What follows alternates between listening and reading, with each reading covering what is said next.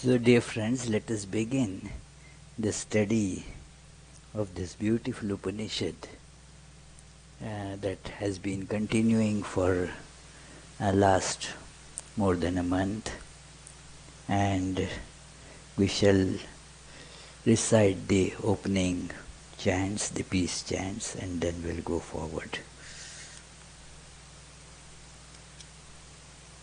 Om Sahana Vavatu Sahanau Bhunaktu Sahaviryam Karavavahai Tejasvinavadhitamastu Ma Vidvishavahai. Om Shanti Shanti Shanti. May we be protected together. May we be nourished together. May we attain strength together. May our study make us illumined. May there be no dislike between us. Om, peace, peace, peace. In our last class, we were seeing that while we have so many questions here about the nature of who am I, what the world is, what is the meaning of these interactions, what is the ultimate purpose, and how can I get peace in this life. So many questions, they keep on crowding in our minds. We try to categorize them and try to solve them with the available means, that is our sense organs, our intellect, our mind, and so forth. With this apparatus at our disposal, we try to tackle these problems and come to some understanding, but that understanding keeps on shifting and changing with all the various conflicts, and we see that none of those answers can really satisfy. They are not really true answers. So knowing this, understanding this, these people who have these questions, they are called here as Brahmavadins. Hari Om Brahmavadino Vadanti. That is how the Upanishad begins with all these wonderful questions. Now, why they are Brahmavadins? Why they are the seekers of the ultimate truth. Not all are seekers of ultimate truth in the sense, in an intense sense. Everybody has sometimes a question, well, what is the ultimate reality? Where do we go after we die? What happens to this world? When was it created? Who is the fellow who created it? I want to hold him responsible for all the mess that's going on about. So we get so many questions, but for most of the people, these questions, they just come and then they go away because of so many mundane these worries. They crowd the life. That okay, who created this world and why and how, let it be.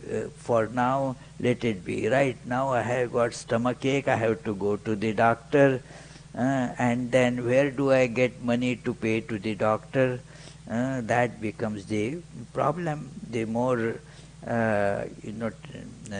the momentary and momentous problem, that it is, yes, this is what I have to tackle first. And then, yes, why I have to teach a lesson to that fellow who said something bad to me. I will wait for the opportunity. That occupies the mind. Then, how will I get more money and more information to get more fame in this life? These questions, they occupy the minds of the worldly people.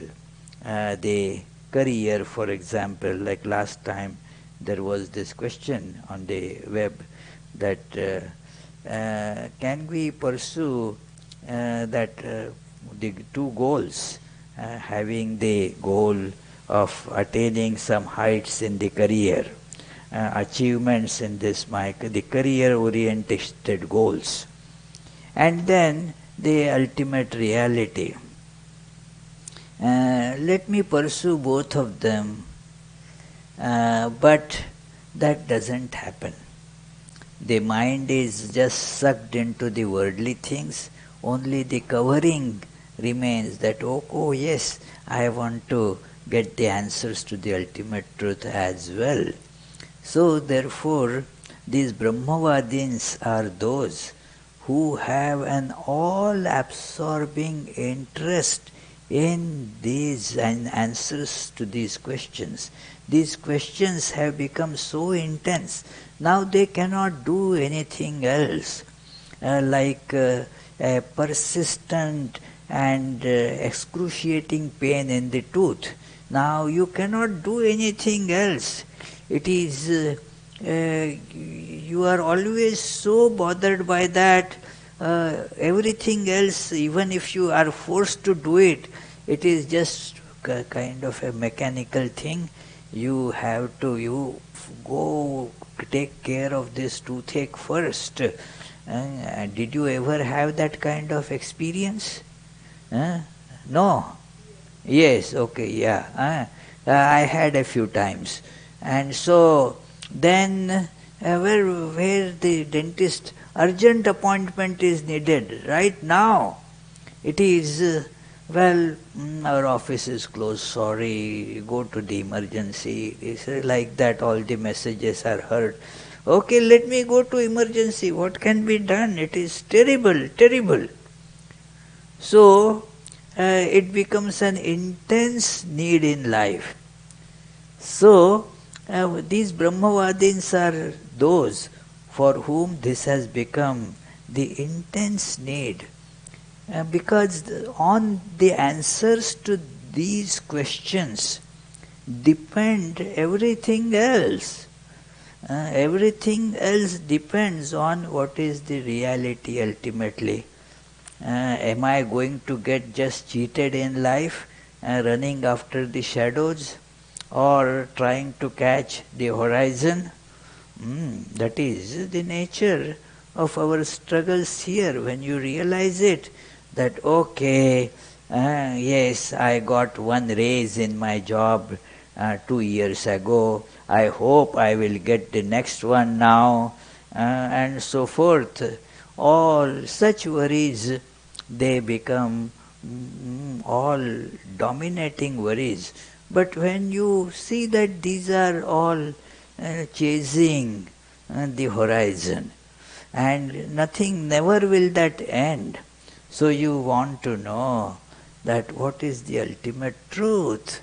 And for that they are going to give up other things, because so many pursuits cannot be done simultaneously. You have to focus on one, and this becomes answer to these ultimate deep spiritual questions, become the most important things in life. And that is why they are called Brahmavadins. All others like us will be called Samsaravadins. They are interested in this samsara, the transitory world with all the conflicts in it, that it is I and mine, as Sri Ramakrishna used to emphatically say, I and mine. It is that is what we are intensely merged in. So, Brahmavadins is a separate category. They are called the Brahmavadins or Mumukshus, those who have an intense desire for liberation from these terrible conflicts in this world. And so they want the answers to these, and they found that one has to go beyond, merge in meditation to get answer to these questions.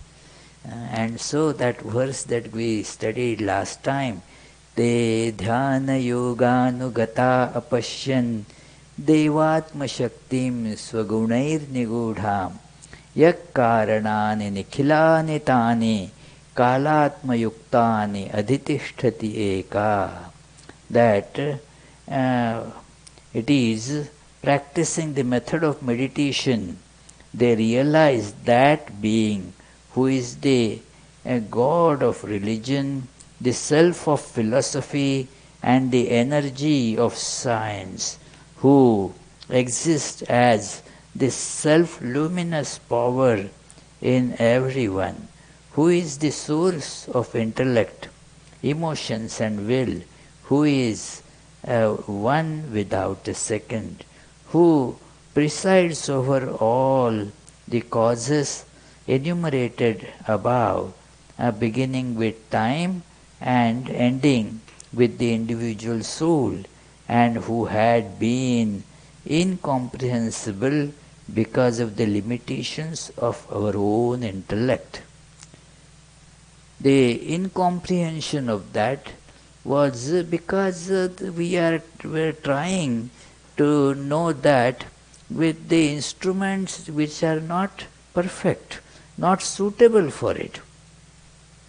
If I try to use an instrument which doesn't become, which is not good for it, then naturally I will not be able to get the work done.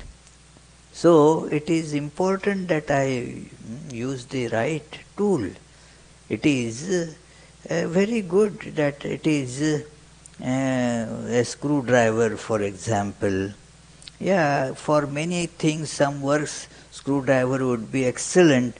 But then if I have to give a lecture where a microphone and sound system is required, I don't have that. Okay, screwdriver can do. No, it is not the tool for it. So it has some other uses, but screwdriver is not the tool for amplifying the sound. So, similarly, all these our tools, intellect, on which we rely so much, everything appears to be decipherable, understandable by our intellect. Just make our intellect sharper, and then by that we will be able to unravel all the mysteries. That is what we think. That okay, if my intellect becomes 1,000 times sharper than that of Einstein, then I will know every secret in this world. It is not question of sharpness of intellect. In its nature, by its very natural limitation, intellect is not the tool for the purpose of realizing self. They realize that, and therefore they pushed aside these tools which a person is addicted to. Bound by these tools. It is, we do not think that there is another tool to know. We feel that these tools, they bring solution to us. Well, for certain types of problems, they do bring solutions to you, no doubt. But for this, you have to have the ability to push aside these tools. And friends, this pushing aside these tools is very important to be able to use the tool of meditation. Dhyana yoga nugata apashyan. The pushing aside of these tools has been described by Kathopanishad, and here as well as we go to the details, those things will come. And these tools, if we are tied to them, then they can show only the conflicts. They can show only the opposites. As the biblical, that Genesis chapter says, that it is always light and darkness. It is the separated things, conflicting things. That is, when you lose the sight of one, with these tools only the conflicts can be seen. And therefore, these tools have to be pushed aside for us to be able to do the meditation. That is called in technical terms pratyahara by Patanjali. The pratyahara. Do not get your instruments, let them not interfere with your search. Push them aside. Your input from the eyes and the ears and all, just stop it. Do not get caught in that. And we can do it. We can do it. Let us remember that it is not something that is impossible. We can do it, Naomi. Do you know? Yes, we can do that. Push aside these instruments. We do it many times, but unconsciously. And therefore what happens is, where we should use our sense organs and intellect, we don't use it there. Because it is happening, all unconsciously. Therefore we end up seeing what would have been better left unseen. And we do not see that which should have been seen. So, therefore this has to be cultivated, as Kathopanishad describes it. Paranchi khani vyatrunat swayambhu tasmat parang pashyati nantaratman. That knowing that all these sense organs, they are called holes. They are holes, khani. And they are the holes. And we feel that they are the input devices. They are in ignorance. But really they are outgoing devices. The light of the self, the knowledge of the self actually goes out from these organs, and thus we see the world, and that gets reflected back to us. It is not that these organs are creating anything. The light, the knowledge of the self just goes out through these holes. In Vedanta, this is a very important thing, that these sense organs do not bring any knowledge to us.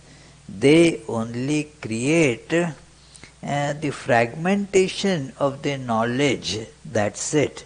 Their job is to create fragmentation. It is so when a person sees that these holes, they do not bring knowledge. Shankaracharya gives a beautiful analogy in Dakshinamurti Stotram. I love that analogy. That it is as if, in a pitcher. In a pitcher you have kept the lamp. And suppose that pitcher has holes. Now, according to the size, shape of those holes, the light of the lamp will be scattered, will be distributed, will be going out.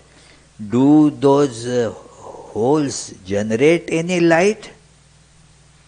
They don't generate any light at all. So our mistake is in this, that these senses and intellect, they generate knowledge. No, they do not generate knowledge. It is the knowledge of the self is scattered differently according to the nature of the whole, how big it is and what shape the whole has, accordingly the light will be seen coming out from that. So therefore from the hole that we call eyes, that knowledge comes out as vision. From these holes that we call ears, that same light comes out and we call it what, Tirisha? Huh? You don't call it anything? Oh yeah, that is why I asked you. That when that knowledge goes out through the eyes, what it becomes is sight. When that knowledge goes out through the holes called ears, what will you call it? What do you call it? Sound.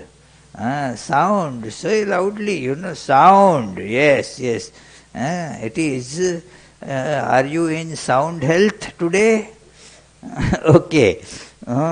It is sound. When that same knowledge comes out of the hole called skin, and we call it that tacton, touch, and so forth. So this is the job of these sense organs. They do not bring any new knowledge. Understanding these points, what the Brahmavadins did, dhyana yoga, push aside these instruments, look right directly in the pot at the source of all light. And thus they see that the same, that great self, which is the cause of all this play of light and shadow. In the world it is the play of light and shadow. It is, I was so, surprised at that time when in our physics class, that optics, that topic of light was being discussed, and that it was a very, that statement the professor made, that if there was only light, we would not see anything. It is only the mixture of light and darkness that makes us see. Otherwise it is all uniform illumination, there is no seeing. It is, that happens, when you say you get a big light thrown on your eyes. Now you don't see anything because it is only light. There is no dearth of light there. But it is only big light getting into you. So, you don't see anything. Many times the driving accidents happen because of that glare. So, the sense organs and intellect, they create a mixture of light and darkness and thus create this illusion that this is the world, this is I, this is this, this is this. So, when you want to see the truth, push aside this network of senses and intellect, mind and so forth, and then you see the truth, and that truth removes all the doubts, that you find that source of all, and there is the solution. There, all doubts about who am I, what is this world, all the doubts they had, they get completely dissolved. So this we saw last time, and now is the very important, beautiful description about this nature of this world. This nature of the world is conflict. There is, it is very, very complicated thing. Imagine, if you Read that Carl Sagan's book about the world, the huge universe, the astronomical discoveries, how vast it is and how complicated it is. If you read a few pages, you feel that wow, how can anybody ever understand it? Talking about uh, billions of light years. Imagine, what do we? It is a long. How long the distance is? A billion of light years. In 1 second, the light travels 180,000 miles.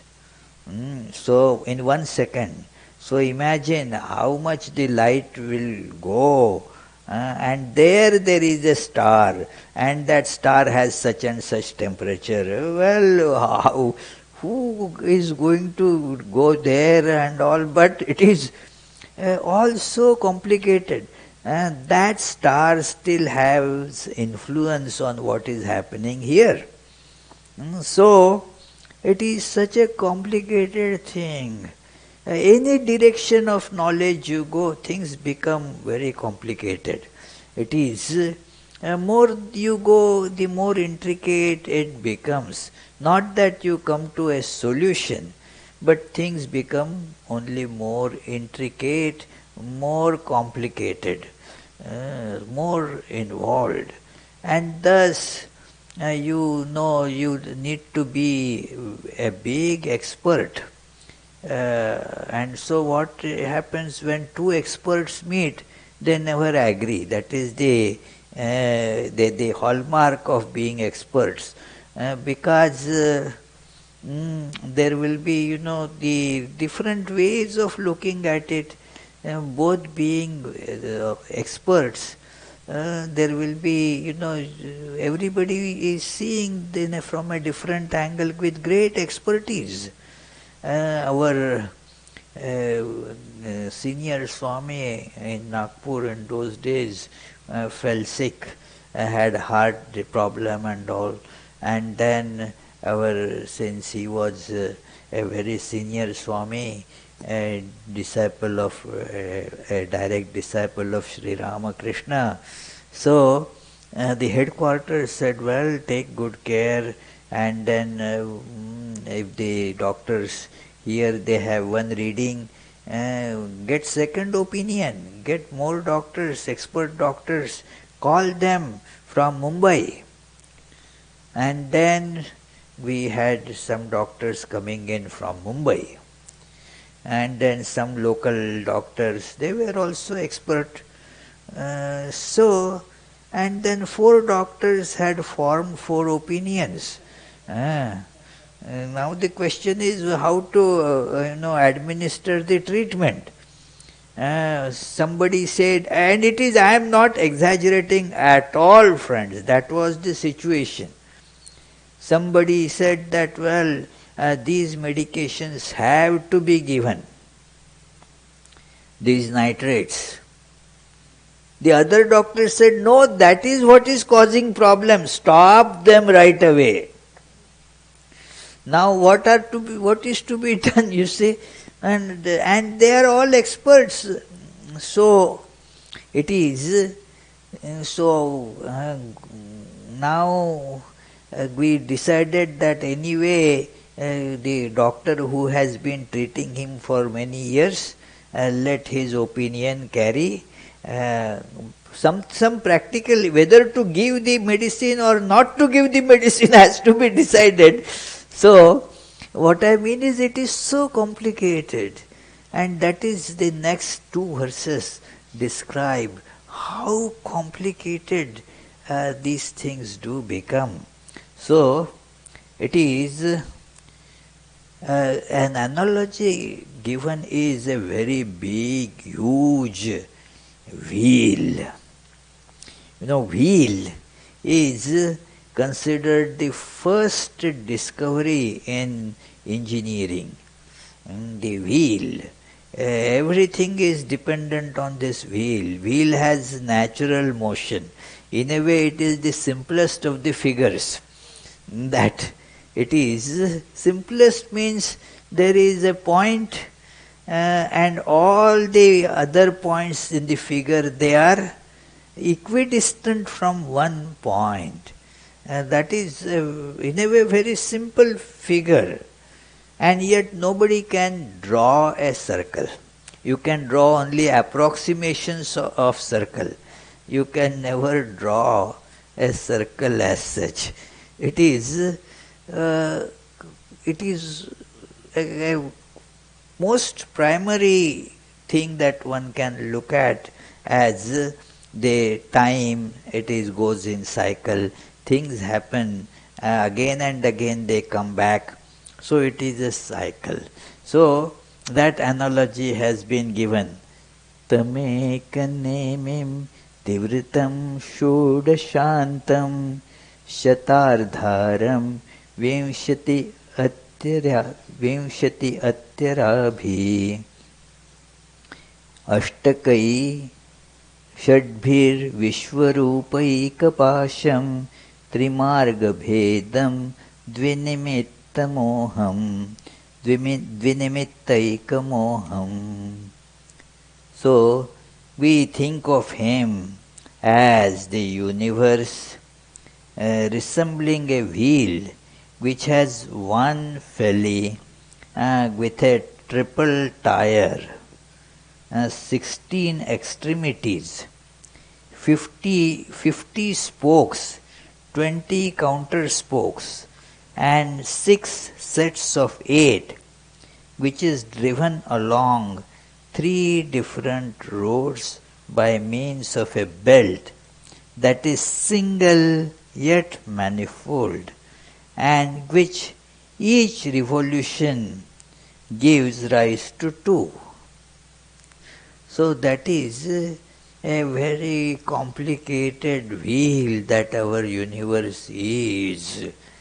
It has one rim, one that it is one rim is there, and then there are 50 spokes. It is there are threefold tires. It is what is the threefold tire? The 3 gunas, sattva, rajas, tamas, and these the threefold tire is there to that wheel, and these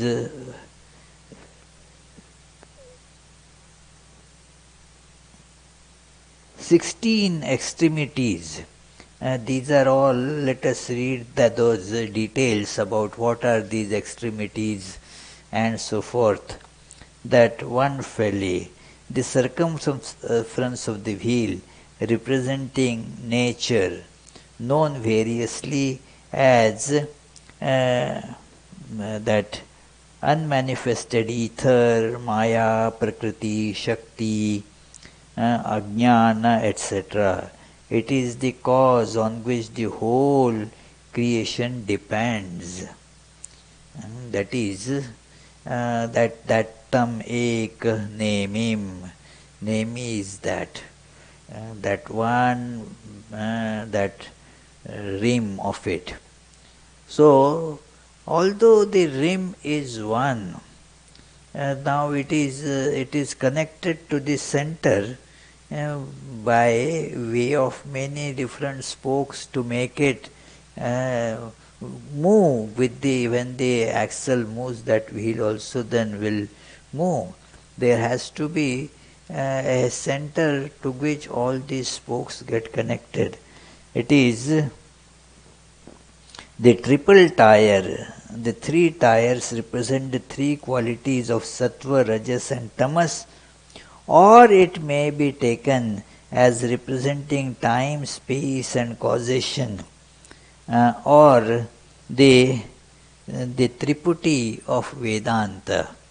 Triputi of Vedanta is interesting. It is Ichha, Kama, Karma. That avidya, Kama, Karma, and not icha, vidya, kama, karma. Ignorance. And then ignorance creates desires. That in knowledge there is no desire because I am everything. No desire is possible in knowledge. Whenever, if the ignorance steps in, now I and the world. Now I and the world, it is always in motion, in dynamic state. I wants to swallow the world. I wants everything in the world and grab and make it mine. Because the truth is there that it is only one reality. And therefore the desires, if you deeply look in the nature of desire, what is it?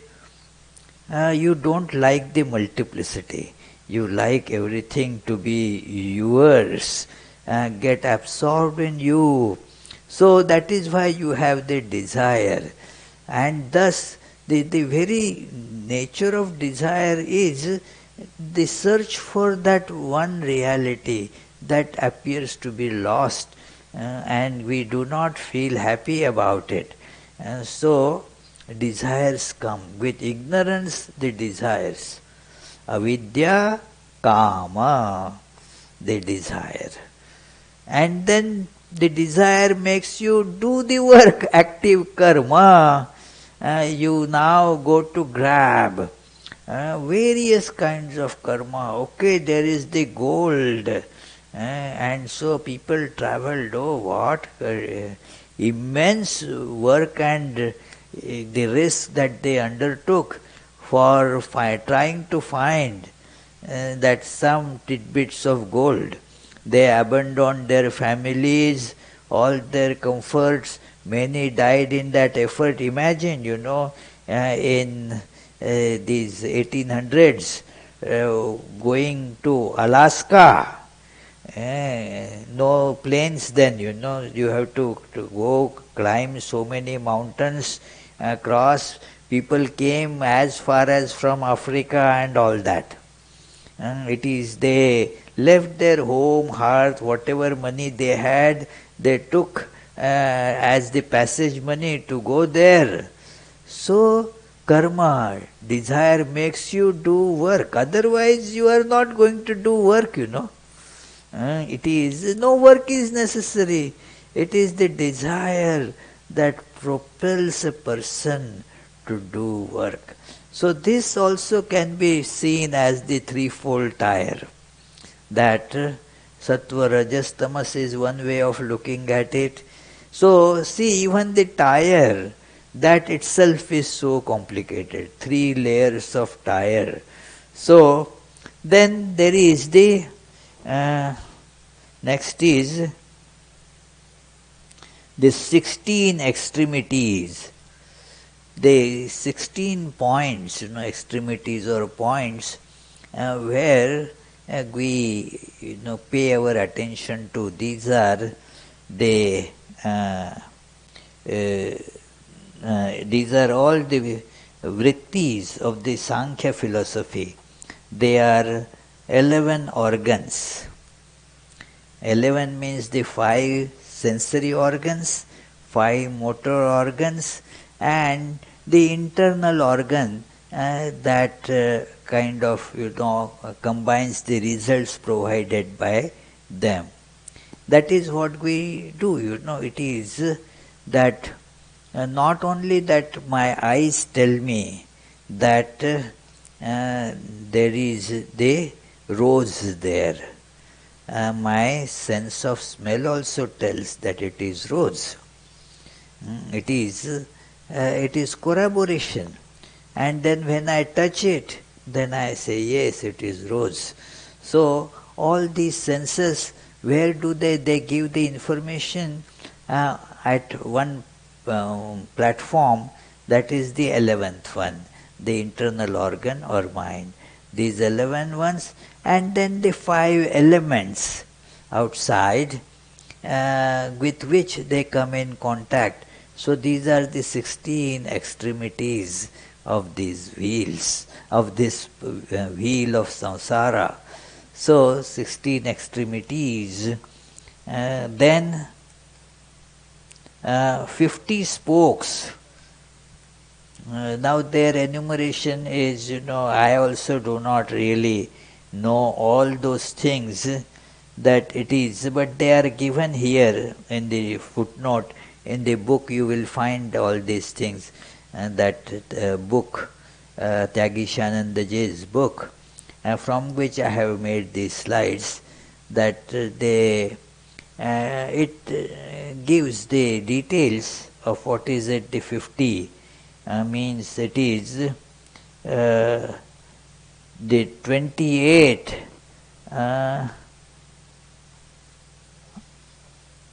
asak 28 asaktis or disabilities, the 9 tushtis or satisfactions, and the 8 siddhis or perfections.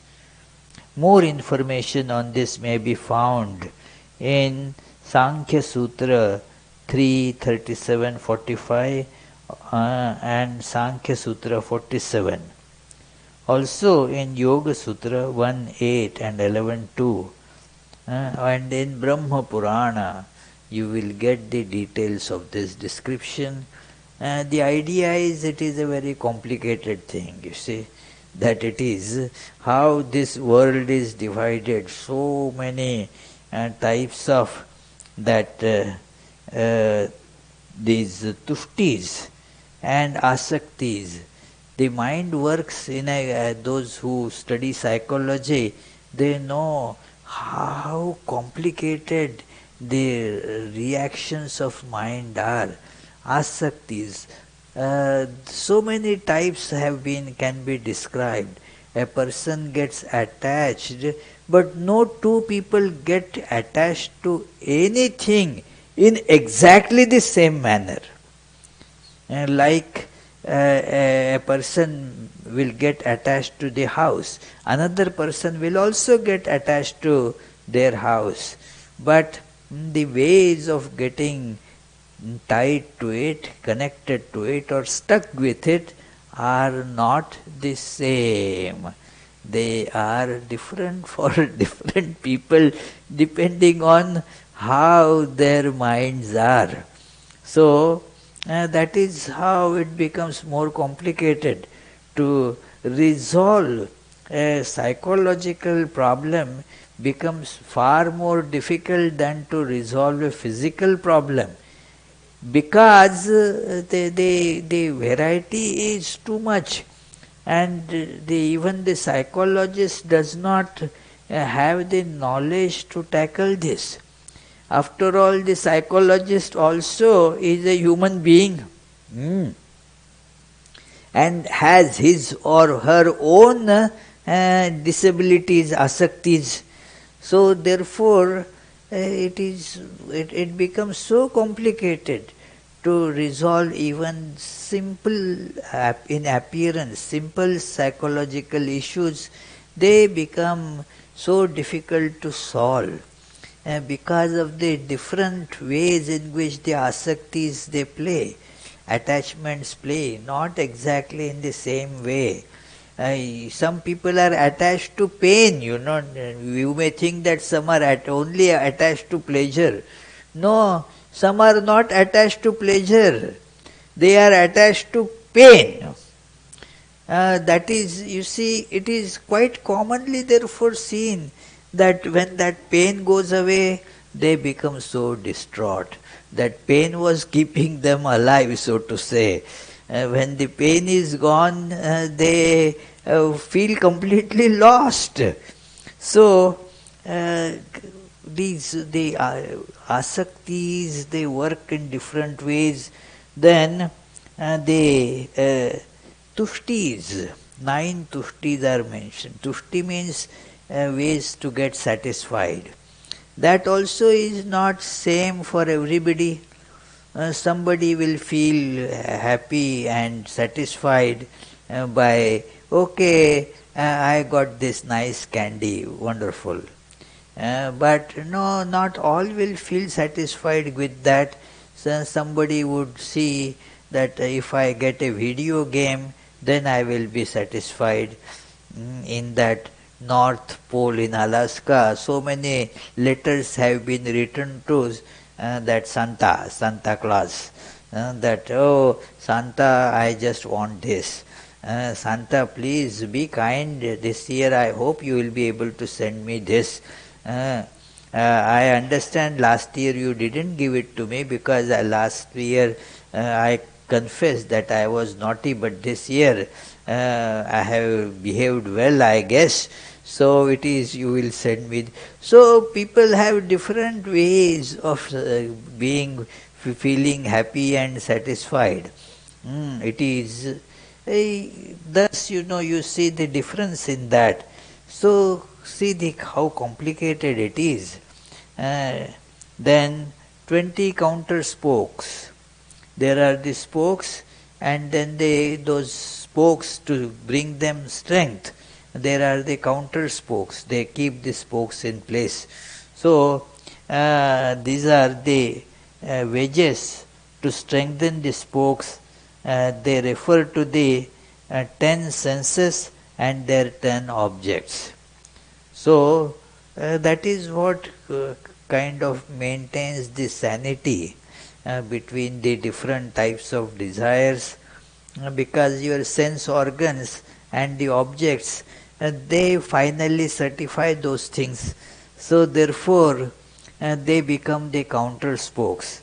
So this is how this whole wheel of samsara, it is immensely complicated. And yet, when you see the truth, it dissolves, gone. All the complications are gone. There are those, puzzles sometimes shown to the children, a very big complicated knot is made with the rope. This, and that ball. Now, can you untie it in 1 minute? 1 minute, no. It is so complicated. Which thread goes where from it comes. They try to pull this, they look at this, try to untie. Doesn't work. But if you know there is one thread, that if you just give a light pull to it, the whole thing comes out, finished. So it is like that this ignorance is gone, and then you see the truth. Till then it is all complicated. Complications keep on actually becoming more and more, growing more and more. So this is how one way it is described. The 6 sets of 8, the eightfold nature, the 8 ingredients, all this, different types of descriptions. The nature is described as eightfold by Lord Krishna in Bhagavad Gita. Then there are the 8 ingredients, 8 psychic powers, Ashtasiddhi, and so forth. So these, they also further complicate everything. It is thus, what is the belt that keeps it moving? Yeah, 3 different roads, that is very important. The 3 types of gati, or the 3 types of path that the beings choose. One is the path of dharma, the path of virtue. They do the good things, and so they get the good results of it. So they get the pleasures of the world and so forth.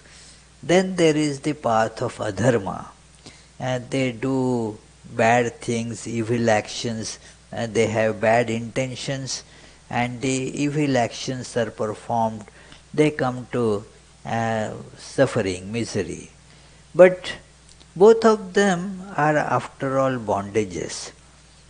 It is the bondage, either the bondage will be a coarse metal bondage, chains of iron, or the chains of gold.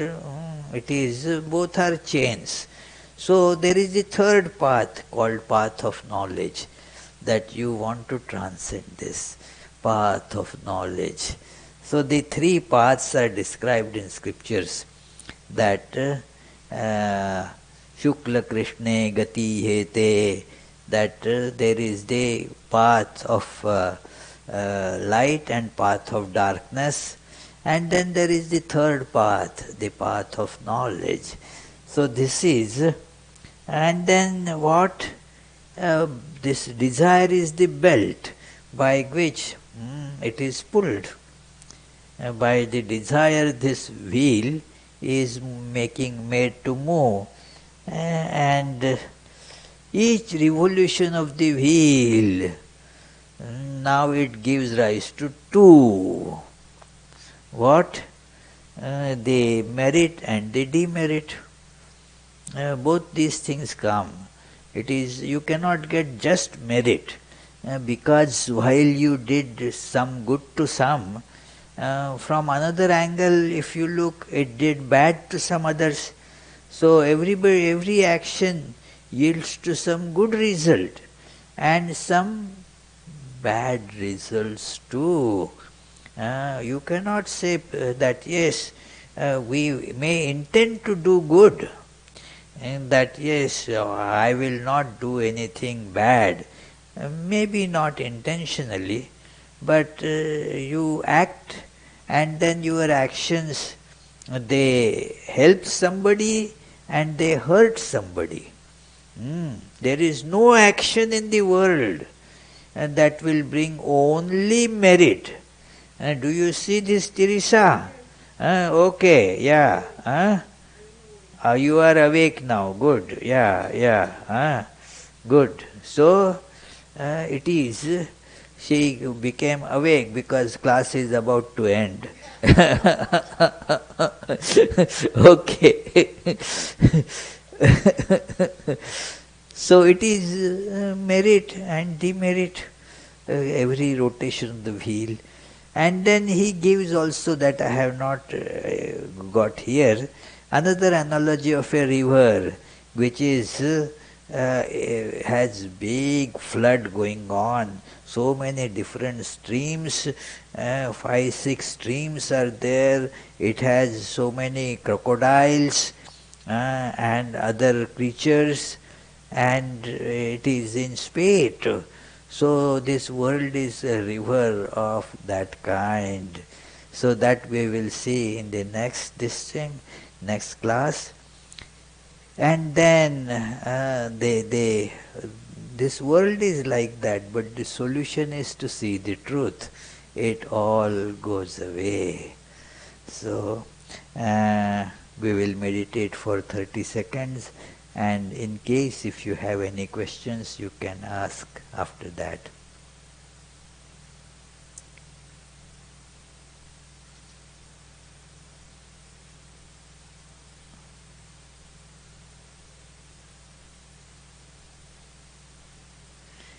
Yes, any question? Yes, Tommy?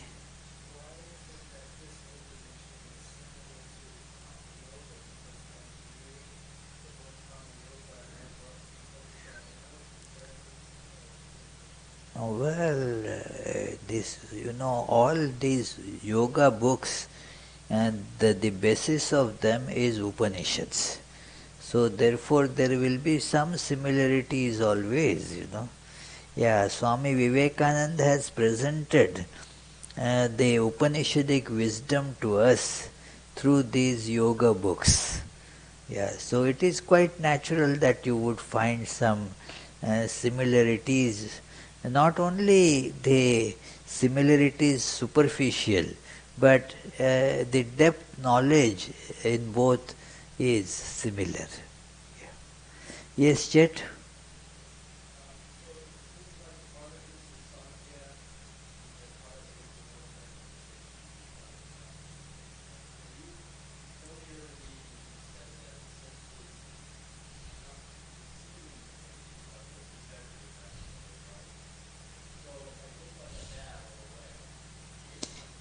If you take like, yeah, yeah, yeah, yeah.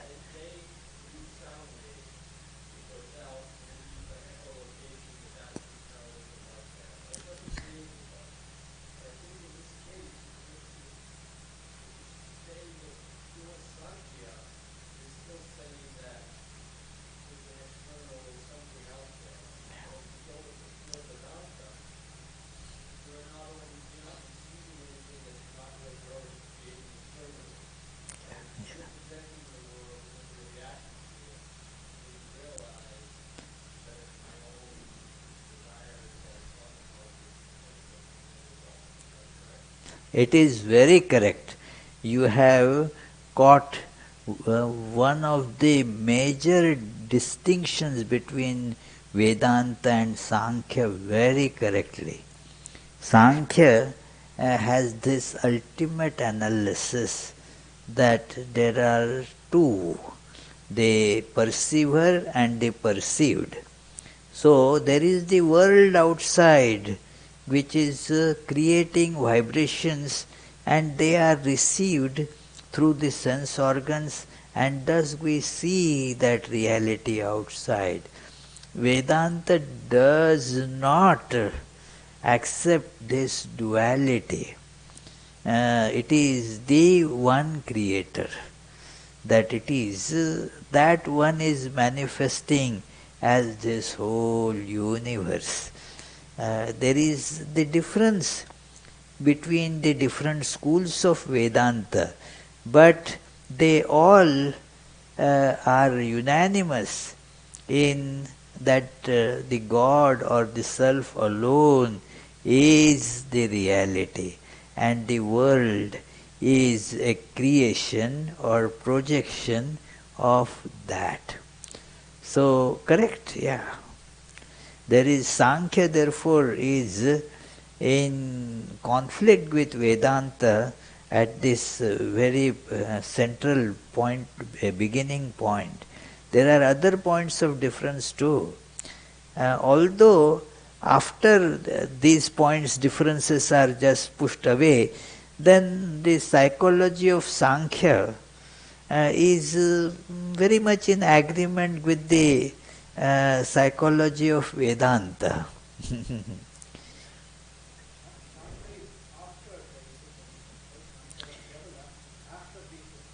Well, yes, because they rely on the authority of Upanishads too.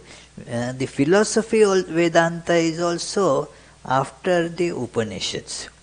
It is, therefore, this Upanishad actually is quoted a lot by Sankhyas, because they find some verses that support them, that it is the Trigunamayi Prakriti, and then they from that interaction with the Purusha and Prakriti, all this is created.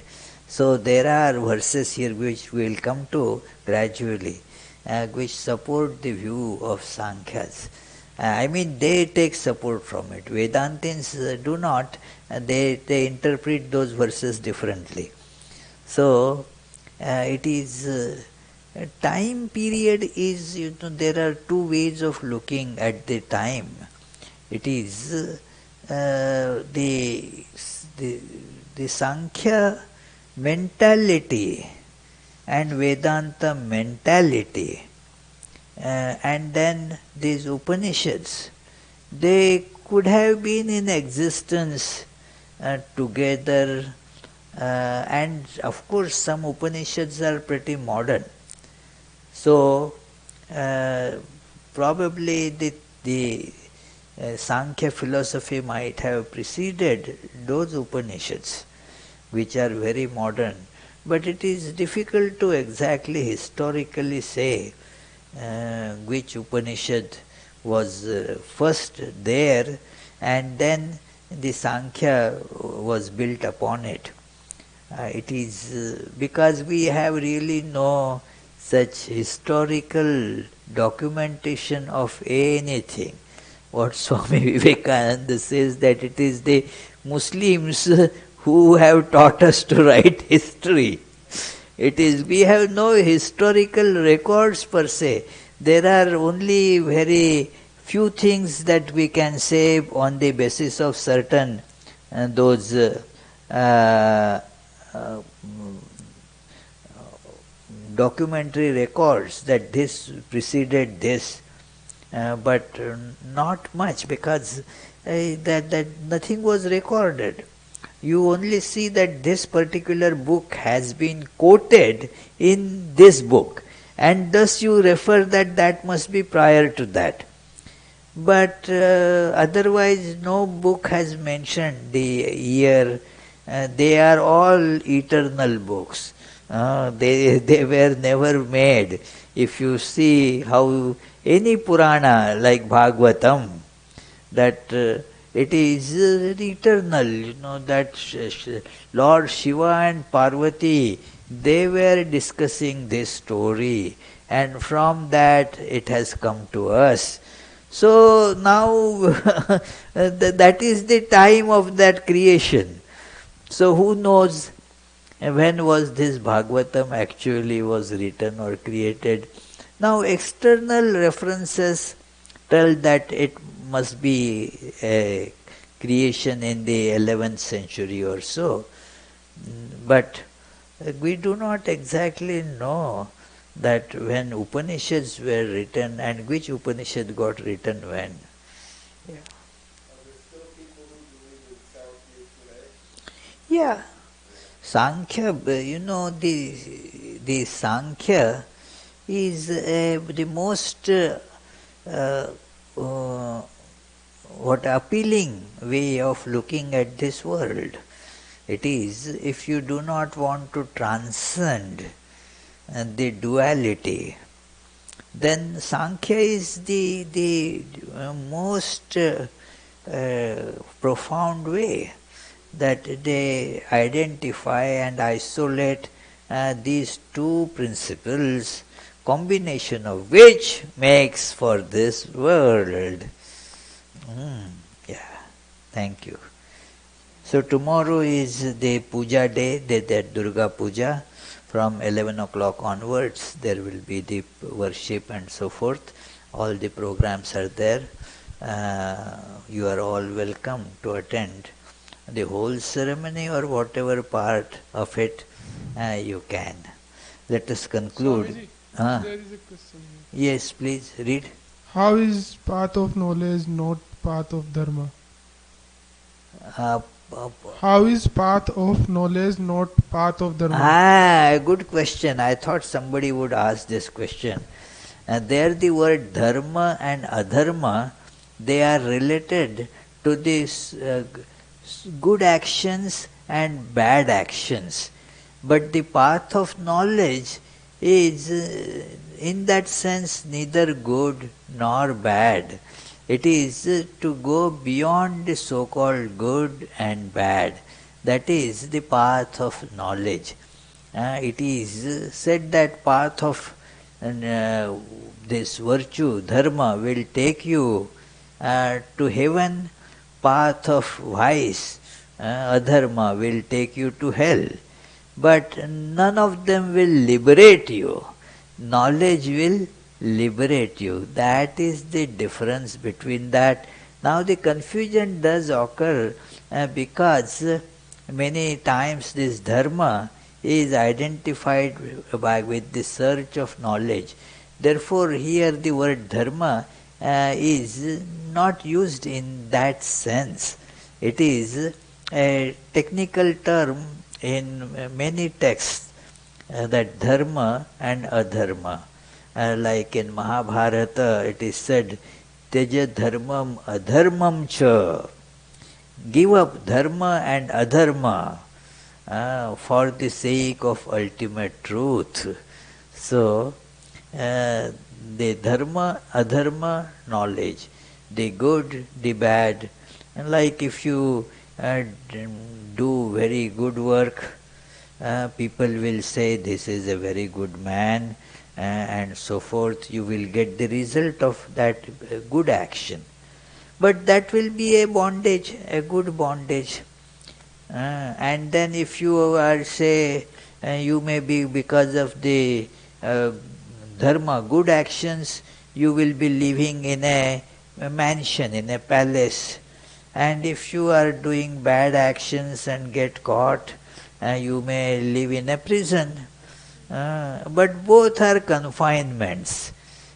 So knowledge is where you go beyond these and see your omnipresence and so forth. So you become liberated there.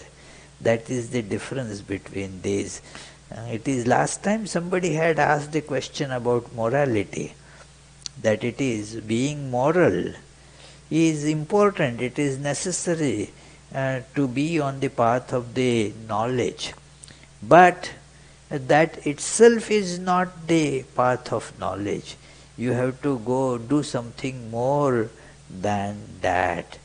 So it is you cannot be immoral and then say that, well, I have attained the ultimate knowledge. But just by being moral doesn't mean that you have it. This is the difference. Yes, Chet?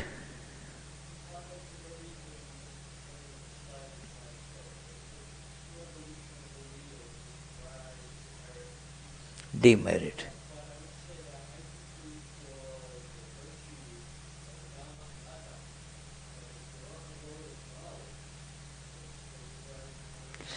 Then this wheel does not rotate. That is why this wheel stops there. So let us conclude with the closing prayers. Om Shanti Shanti Shanti Hari Om Tat Sat Shri Ramakrishna Arpanamastu.